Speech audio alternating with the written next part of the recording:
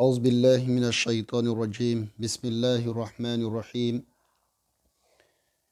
الحمد لله رب العالمين اللهم صل وسلم وزد وبارك على سيدنا محمد وعلى آل سيدنا محمد كما صليت وسلمت وزدت وباركت على سيدنا إبراهيم وعلى آل سيدنا إبراهيم في العالمين إنك حميد مجيد. Alhamdulillah, nous remercions Allah subhanahu wa ta'ala qui nous comble de la grâce du grand mois, le mois qui représente un pilier de l'islam, qui est le mois de Ramadan. Qu'Allah subhanahu wa ta'ala accepte tout- tous nos adorations, toutes nos adorations en ce qui concerne ce grand mois et qu'il fasse de nous, au sortir de ce grand mois, des gens qui vont voir leurs péchés pardonnés. Amin ya Allah. Alhamdulillah, nous remercions tous les membres et tous les fidèles de ce grand groupe qui est le groupe Mieux comprendre l'islam et que face à Allah subhanahu wa ta'ala que ce groupe nous réunit au paradis. Amin ya Allah. Alhamdulillah, ce matin nous allons commencer les interventions par la réponse de deux questions que nous avons reçues de notre maman.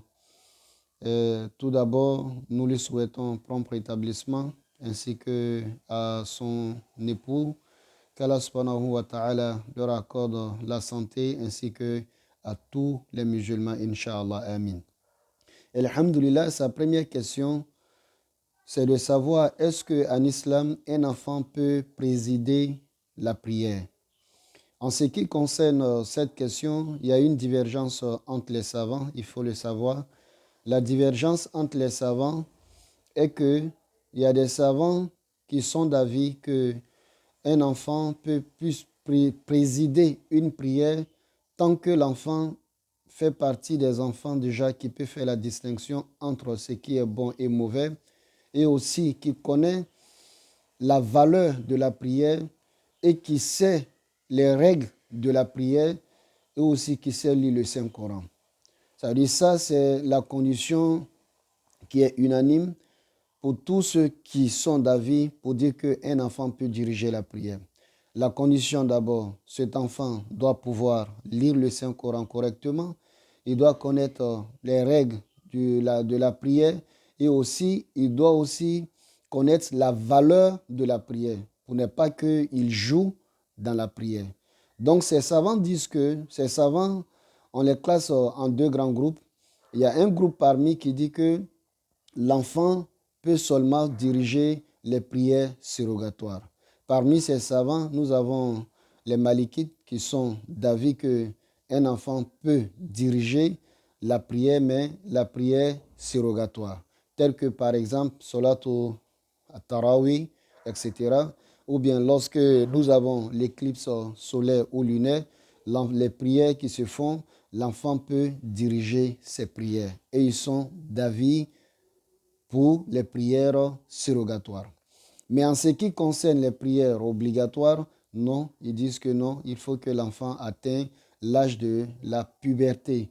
Parce que diriger une prière obligatoire, c'est une lourde responsabilité qu'Allah nous donne la bonne compréhension.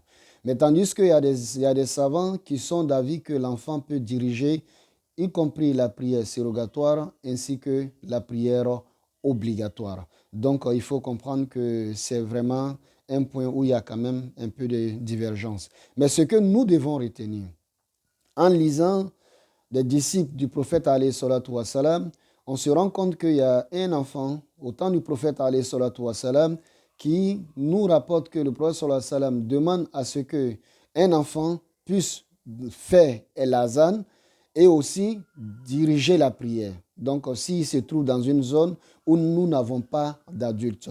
Donc, en se basant sur ça, la majorité des savants de nos jours disent qu'un enfant, tant qu'il remplit les conditions que nous venons de préciter, l'enfant peut diriger la prière et surtout quand il n'y a pas un adulte pour diriger la prière. Donc, qu'Allah nous donne la bonne compréhension de l'islam et qu'il fasse de nous des musulmans sincères et pieux.